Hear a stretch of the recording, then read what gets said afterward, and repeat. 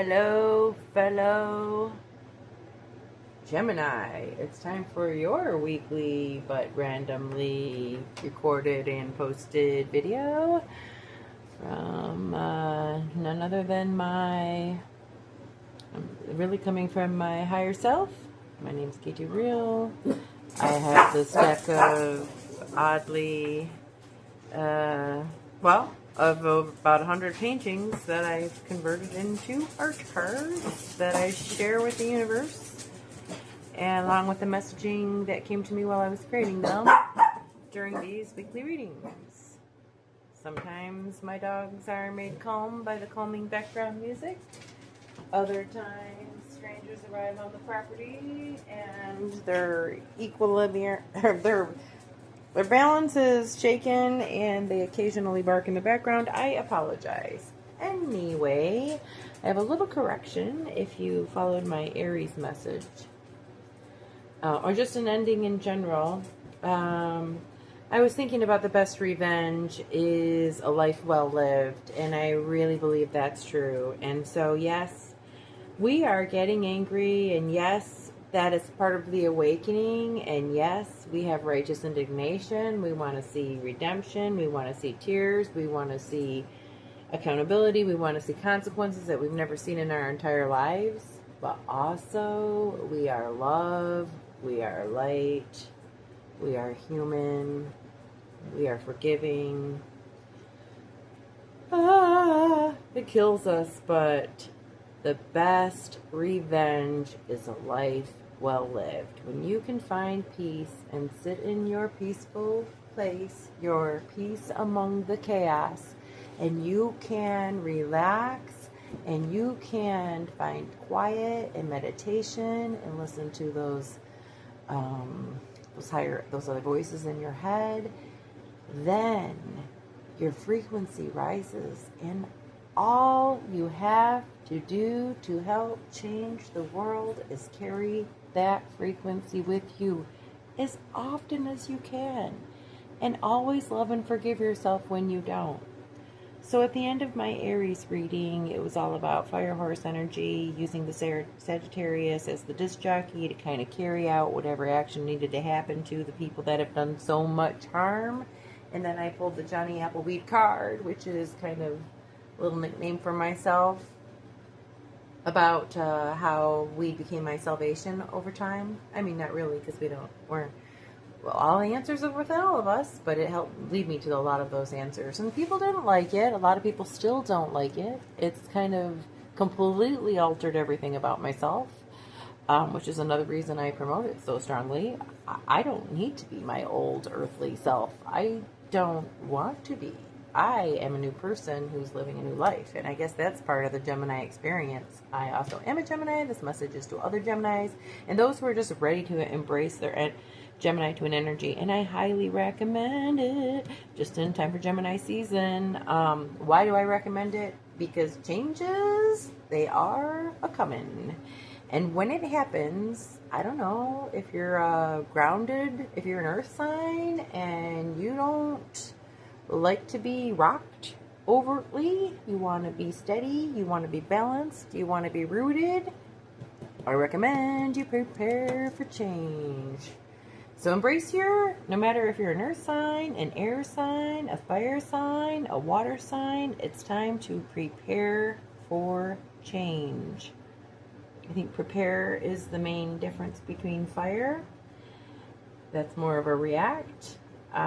Air signs are about the planning and the thinking and the thinking and the thinking and the thinking. But this time, thinking has been replaced with what? If you haven't followed me at all, listening.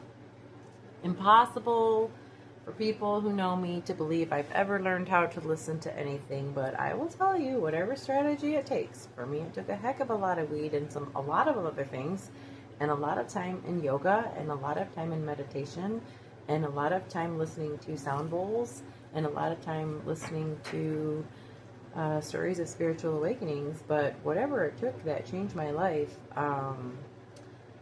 that has taken me to the point now where I am ready for whatever the future brings. I am hopeful for whatever the future brings, and I'm now choosing to spend my time to help others who are on this path, who are ready to hear these messages, to hear what the universe has to say. And today, this one is for the twins.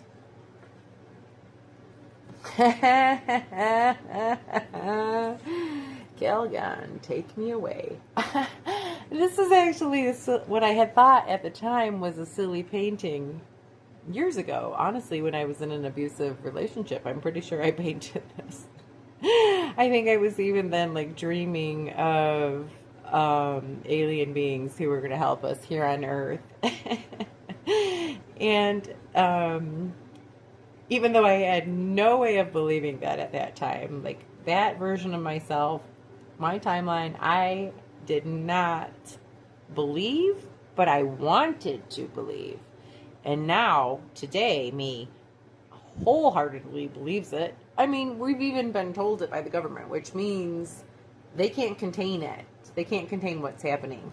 Now, Calgon, take me away is ridiculous. It's like an old commercial that most people and these viewers will be too young to know. Well, actually, my viewers are supposedly 44 to 54, so maybe you will know. But Calgon, take me away was like a commercial about laundry, like dish detergent, like saving your life. Like women had nothing better to do but cleaning. But like I just always think of it as like a weird call for help, like an SOS. And this was me several years ago, like just dreaming that there was a higher dimensional version of myself out there somewhere existing that would come help me, even though I didn't believe that or understand dimensional things or anything like that at that time. So it's kind of wild, which is why I put it in the deck. Anyway, I love that I drew this for Gemini because I'm talking about change and I'm talking about how you need to embrace your inner change to deal with this. And this is exactly the thing that's going to be wild if you're not ready, right? I mean, and I'm talking boomers, Gen Xers, anxious millennials and Gen Zers alike, right? If you're not ready for this, this is going to be hard. The human skin isn't really designed to deal with higher dimensional beings, and contact can be scary, especially when manipulated by a corrupt government. So it is what it is. You're going to see fakes, you're going to see reals. The real things will bring you comfort and a feeling of home like you've never had. If you've ever done any type of experience that led you to a feeling of just being unconditionally loved and comforted, then you're knowing what I'm talking about. And that's the right feeling that you're going to get when these beings that are here to protect us are all surrounding the earth and no one can hide it anymore. And I hope you're ready. I know it's going to be different. I've heard so many channelers who, you know, they say it's hard to see some of the things that we're going to see. It's probably going to start with the beings that look exactly like us.